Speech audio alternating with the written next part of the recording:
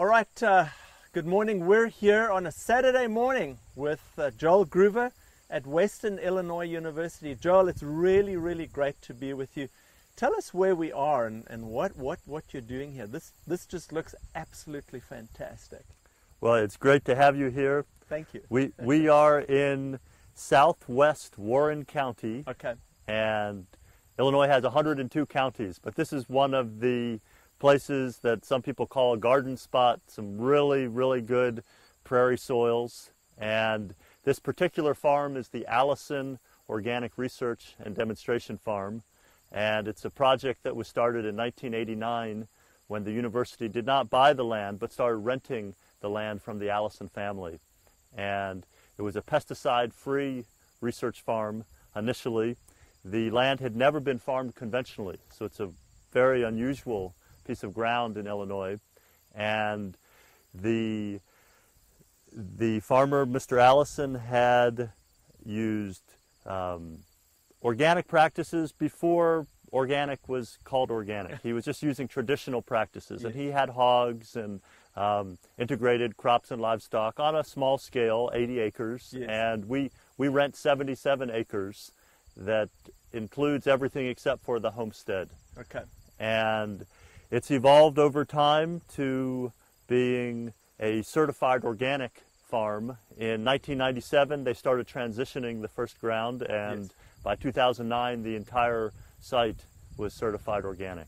Okay. And we have looked at varieties, so we compare different soybean varieties, different corn hybrids. We've looked at different types of fertility inputs, but really over the time that I've been involved, which is the last 7 years, we've focused more and more on cover crop research. Okay.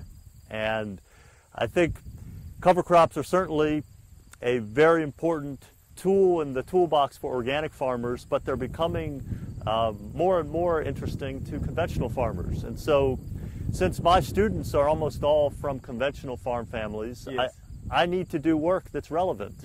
And so cover crops are kind of the connection between organic and conventional, that I'm able to do work here that also reaches out to a much wider audience. In Illinois, we have 0.1% of the farm ground is organically managed. Okay. And if I was doing work that was only relevant to 0.1%, it would be hard to justify doing that work. But I think, it's hard to say what the acreage of cover crops is, but the acreage of conservation-minded farm ground in Illinois is many millions of acres. Okay. And so, and this is that's no-till, is it? No-till and then cover cropping, or? Well, it's, I guess I define conservation-minded as farmers that have a culture of conservation. They're committed to stewardship of the land, and in most cases that means minimum tillage. Okay. Or perhaps no-till. Yes. Illinois has a very large acreage of no-till. Yes. Mainly because we're a very large state. Yes. So we have in the recent past been slipping backwards a little bit because we've had some very wet years and farmers have had good revenue, and so they've bought a lot of tillage equipment. Yes. So we've actually had more tillage in the last couple of years. About 50% of the soybeans were grown no-till. Yes. And about 20% of the corn was grown no-till. Okay. And so, those numbers aren't too impressive compared to some states, back east where I'm from, Maryland. Yes. It's about 75% no-till. Especially in the Piedmont area, right? Yes. So yeah, that soil really lends itself to that, yeah. But because we're a big state with about 27 million acres of cropland, and Maryland has about 1 million acres of cropland, obviously we have a lot more no-till. Right, yeah, okay. Well, Joel, my understanding is, I spoke to Chris Rehberg Horton, and he said, he is doing work where cover crops is not just kind of like an afterthought, but it's an integrated part of the farming system. And what I'm hearing you say, you're doing precision cover cropping. So you're almost taking it to the next level where not only is cover cropping an integral part of the system, but we're using sort of next generation technology to make the absolute best of that cover cropping. Will you tell me sort of in general about what your work is on the farm here? Sure. So with regard to this concept of precision cover cropping, Yes. it can mean using precision ag technologies like Right. guidance systems. Yes. And we are doing some of that. But in my mind, precision cover cropping means that you are paying attention to detail. And you might be very careful about where you place your cover crop relative to your following cash crop. Yes. So you might have rows of cover crop that are followed with a cash crop right over the row or Yes. right in between the row. Yeah. That's one option. But another option would be to be very strategic about which type of cover crop you're planting. Yes. Or even which variety, because when we talk about radish Yes. or hairy vetch, there are many different radishes and many Okay. different vetches, and in the Midwest we're challenged with an environment where overwintering is sometimes quite difficult for for some of these species that might do very well back in North Carolina or the Yeah. Southeast. Right. So we have to find the right varieties. Yes. And so that's part of precision. Another part of precision might be fertilizing the cover crop. Yes. Okay. And so you can have your cover crop grow more rapidly because you have optimized the fertility for that cover crop. Okay. And another issue might be thinking very strategically about sequences of cover crops. So rather than just thinking about a cash crop rotation where you stick in cover crops, you have a cover crop and cash crop rotation where they are all part of a sequence, and you're not seeing it as basically a puzzle with a few missing puzzle pieces where you stick in Yeah. the missing cover crop pieces. Rather, you're building a new puzzle. Okay. And you recognize the value of cover crops, the value of your cash crops, and you fit them together in new ways where your summer crop, your cash crop, might be selected so that it fits better with cover crops, Right. meaning that you have a earlier maturing cash crop, Yes. so that your cover crop can be established in a more timely fashion. We are fitting cover crops into our farming systems here in ways that help us to address weeds, which is probably the biggest challenge in organic farming systems for most farmers. We're also trying to help with managing nutrients. We're trying to build soil quality, which the focus would be soil organic matter, but also building that organic matter within soil structural units, soil aggregates or soil crumbs. Yes. And in organics, we typically have lots of tillage. And I would be so bold as to say too much tillage. Yes. Traditional organics or old school organics is very tillage intensive. Yes. And so some of the pioneering organic farmers, and it's interesting, in the organic research world, I would say in many cases we are following rather than leading the most innovative farmers. In conventional agriculture, we have a powerful model of farmers getting information from company agronomists or from research institutes, and that's the whole concept of best management practices. Yep. And it's often that the researchers are informing the farmers, whereas in organics, I would say it's rarely that way.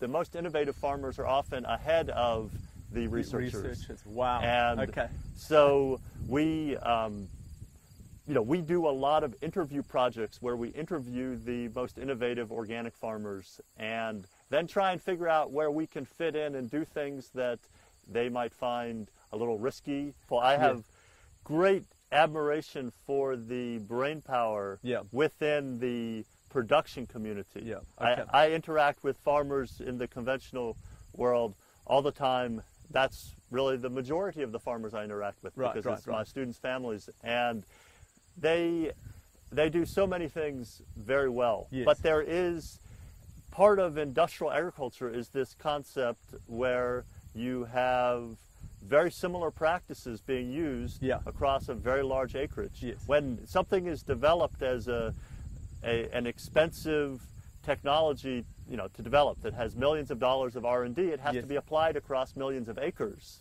to make it pay for that. profitable, yes. And so there is this standardization of practice that is not the case in organics, Yes. but is the case in industrial agriculture. I gotcha, yeah, yeah. Okay. And part of that standardization is a lot of the expertise comes from the companies. Yes. And so when farmers recognize that there is a pest or disease, or perhaps their scouts or someone from industry recognizes there's a problem, then they get the solution from industry. I gotcha. And it's a streamlined process that is something worthy of admiration. How quickly they're able to quickly say, I see the problem, I have a solution. Okay. And we don't have that type of process in organics. Okay.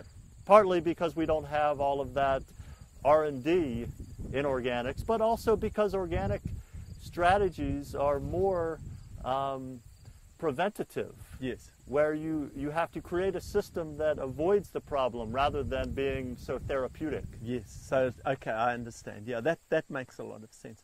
Joel, on this farm, you have a lot of research. Tell us a little bit about the specific research or some of your, if you like, favorite research projects that you're doing right now.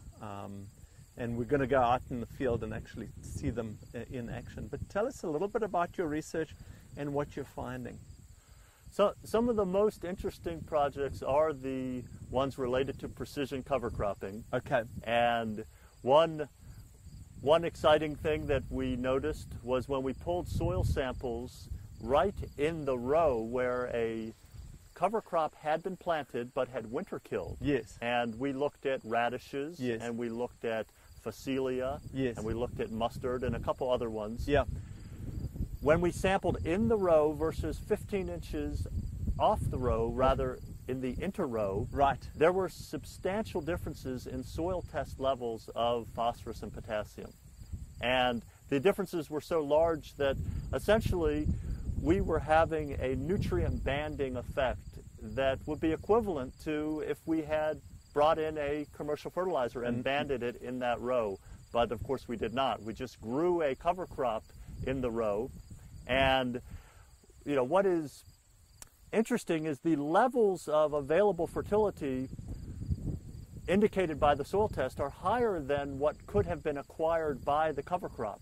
So there was an accumulation of nutrients, but there also was I guess you could say, a liberation of nutrients that were already in the soil that were not brought up into that zone by the radish plant, but rather were simply made more available. And because soil tests are essentially a process of washing the nutrients off the soil, they Yes. were made into a form that was more easily washed or extracted off of the soil.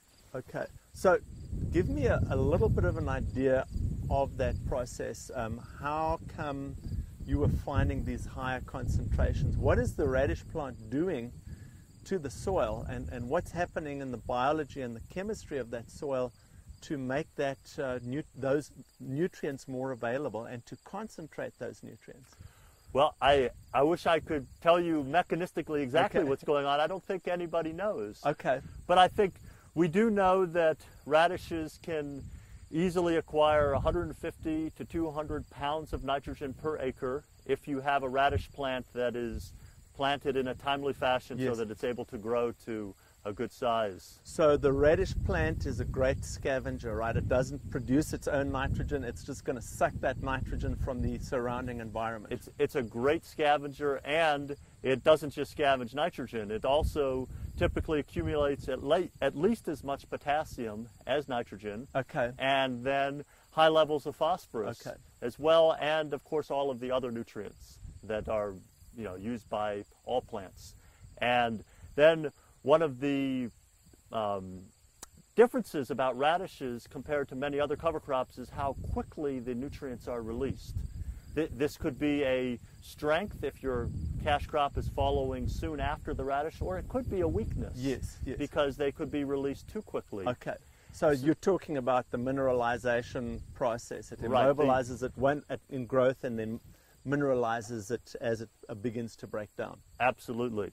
And the nature of radishes in this climate is that they will winter kill. Okay. And by by May, Yes. late April, May, you will have a row of holes and a little wisp of, just a thread of residue hanging down in the hole, and no evidence of something that back in the fall farmers might have looked at and said, I don't even think I could plant into that. And by the springtime, there's almost no residue at all. We've even seen that in South Carolina. So Yes. yeah, they didn't frost kill, but the same kind. It is remarkable to see. Yeah. Whether radishes are killed by a herbicide or killed by frost, Yeah. they just break down very quickly. And brassicas in general do that. Yes. Legumes do as well, but what's unique about the brassicas is that they aren't a legume, and people expect that legumes are going to release nutrients quickly, Yes. and that other cover crops will not. But Right. brassicas are another option where you have a cover crop that releases nutrients very quickly, like our legumes do. Okay. I think it was you, when we were talking on the phone, you said that brassicas are the sort of rock stars. Is that what you said of the cover crop? I would describe brassicas as the rock stars, and in particular radishes. I think radishes have just really shaken up the whole cover crop industry. And if you try to pinpoint why do we have a cover crop revolution going on right now, there are many factors, but it certainly isn't what researchers have done principally. It is what has happened out in farm fields, what's happened on the internet forums, Yes. what's happened when people are taking digital photos or bringing the actual radishes into the coffee Right. shop. Yeah. There are just few things more compelling than a giant radish. And so people see these enormous radishes, and they just say, that looks like a jackhammer. I mean, that's something that is powerfully penetrating through the soil. And so the interest in using cover crops for compaction alleviation Yes. may be the most compelling reason why farmers are excited about cover crops these days. Yeah. The environmental community wants cover crops for erosion control and water quality, and farmers want those things too. Yes. But farmers are especially excited about compaction alleviation. They're also excited about some of the really hard to classify cover crop effects on yield. Yeah. And radishes just seem to have a more consistent beneficial effect on yield than some of the other cover crops. Okay. And radishes simply are new. So no one can say radishes are your grandfather's cover crop. Most farms have people who have some recollection of cover crops being an old practice. Yes. A practice that they intentionally left behind. Right, right. No one left behind radishes because they weren't part of the concept of cover crops. Okay. And so the shape of the radish, the newness of the radish, the successful entrepreneurs that have been selling radishes, Yes. all of those things have come together to make radishes probably the hottest cover crop. And I think people should be careful and not put all of their eggs in one basket. Radishes should not be the only cover crop that people are excited about, but Gotcha. they have, I guess you could say, they are kind of an entryway into cover crops. Yes. They get people excited, and then people realize there are many other options as well. Yeah. Okay. Wow, that's a pretty cool story. Radishes were brought in from Brazil, from South America, or at least the idea of using radishes as a cover crop was brought in from Brazil. Was that right? Or South America? Well, radishes have a history of use in select parts of the United States. A Okay. longer history. Oilseed radishes were used in sugar beet production areas. Okay. So places like Michigan, there was limited use of oilseed radishes. Okay. But they really were not known outside of those select areas. The no-till revolution that has been going on for a few decades in South America has had cover crops front and center as part of that revolution. Whereas in the United States, the no-till revolution started out with cover crops. If you look at the old extension bulletins from the 70s, yes. cover crops were recommended. Yes. But pretty quickly, the no-till revolution in the United States really became about leaving dead crop residue on the surface. And cover crops were only, used by a few people. They were not the key ingredient in no-till the way they were in South America. Gotcha. So much of soil conservation has just been focused on keeping soil in place, but we have moved beyond T, tolerable soil loss. And Yay! That is, of course, a main message of NRCS, yes. that we need to focus on soil health yes. and focus on soil carbon. And in South America, for a variety of reasons, their no-till revolution had cover crops front and center. And so when American scientists and American farmers went down and looked at the no-till being practiced in Brazil and Paraguay and Argentina, they saw that cover crops were really important. It was a key part of how they did their no-till. And they saw lots of brassica cover crops.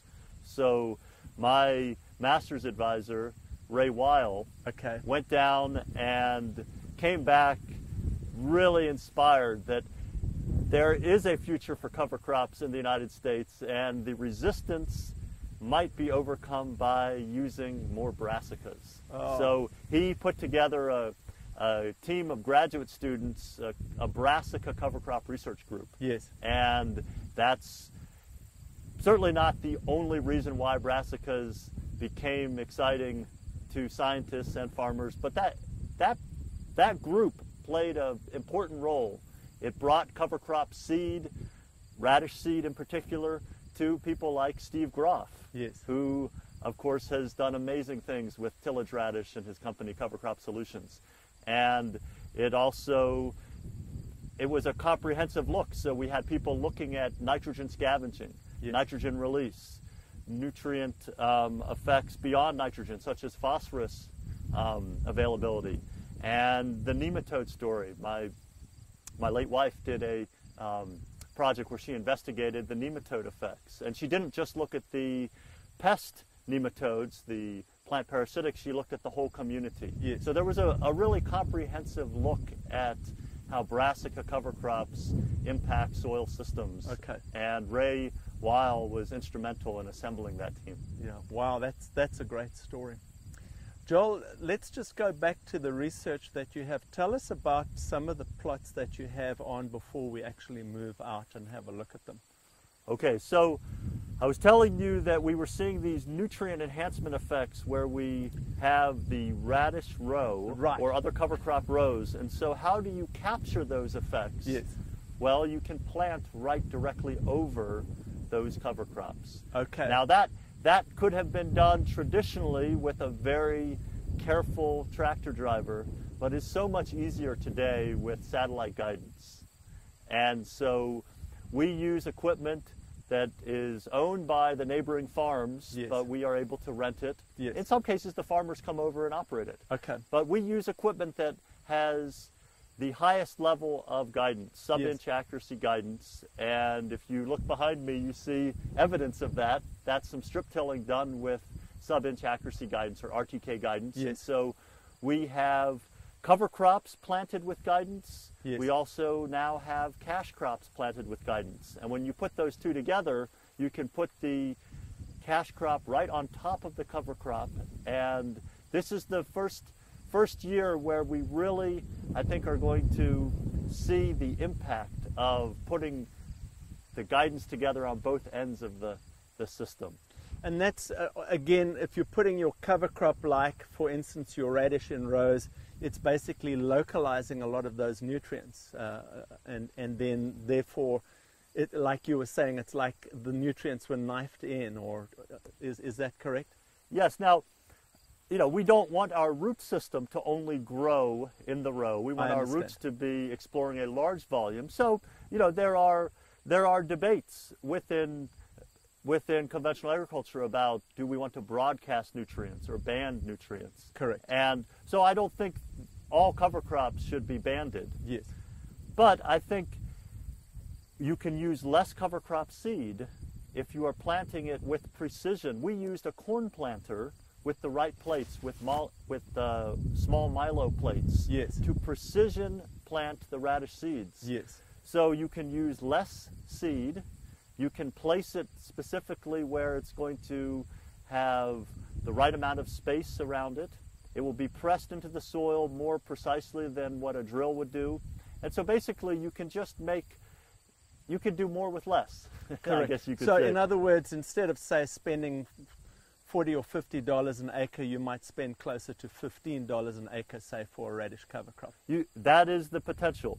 And also your radishes might be able to get established later, but establish more quickly because you have placed them with the best planting technology you have available, your corn planter. As opposed to, say, spinning them out. As opposed to spinning them on from the sky, yep, or with any type of perhaps cheaper technology that's useful for covering more acres, perhaps. Yes, yep. But the reality is, on most farms in this area, they have corn planting equipment that's 40 feet wide or 60 feet wide, and so they can actually cover a lot of ground. Yeah, It's their corn planters are packed away, and it takes a different mindset to think, I'm going to get that out in the fall. Okay. But it's exciting. That's one of the most exciting things to me about the cover crop revolution, is what farmers are deciding to try using the technology that they have access to. They are bringing it to cover cropping in very interesting ways. That is so cool. Warren, how are we doing for time then? 6.5. 6, really? Okay. Well, let me just change track right now. Your advice, you're speaking to farmers right now. Tell me, based on the research you're doing, to somebody, a farmer who wants to cover crop, and he might say, well, you're in Western Illinois and I'm in, I'm in a different place and you don't understand our soils. Help me understand as a farmer why this kind of available, or why the soil health associated with what you're doing in cover cropping is important. That's a very good question. The traditional concept of soil conservation will never lose its importance, and that is right, keeping the soil in place. So preventing erosion should remain a very high priority, and we have way too much erosion in the United States. Okay. Including even on relatively flat landscapes like we have right here. Yes. But we also have other ways that our soil resource has been compromised, other yep, than topsoil loss. And as I mentioned earlier, compaction is a very serious issue that we have made great strides in managing soil fertility through soil testing, guiding the use of nutrient inputs. Yep. But I would say most soils in the Midwest actually have gone backward in terms of compaction. We're using larger and larger equipment. We're trying to cover ground so quickly that sometimes we have to get in when the soil is wet, or at least the right, farmer perceives that. And we have routine axle loads that are over 10 tons per acre, which normally means that you have compaction that goes deeper than 12 inches. And that often means that it's deeper than tillage can do anything about it. When you have subsoil compaction, you have a very serious problem that is going to impact the subsequent root growth yes, for many years, but it also, I think, even more than directly impacting root growth, because roots are amazingly flexible. They can wind their way through, through some somewhat compacted soil. You are compromising what I tell my students is the respiratory and circulatory system of the soil. And that's the pore space. That's the pore space. But you're not just interested in total pore space, you're interested in connected pore space. You're interested in a mix of large pores that are drainage pores, yes, and small pores that are water holding pores. And the connectivity is what allows the air and water to move through quickly. And so when you compact a soil, you are compromising the large pores. Yes. The pores that are most essential for air, water, and root movement. Yes.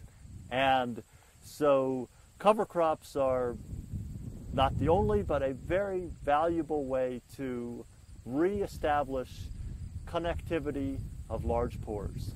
Wow. And of course, earthworms and other things that dig through the soil yes, are also making those connected biopores, that network of biopores. But the fact is that few of the organisms that live in soil actually move soil. The big muscular earthworms, they can move soil. yes, but the vast majority of the soil food web is too small and too weak yes, to move soil. So they just have to use the network of pores that exists. Okay. And so creating a network of pores by growing your cash crop root system, but also your cover crop root system, makes all of the different processes of biological activity and air and water movement occur more effectively. More effectively, more readily.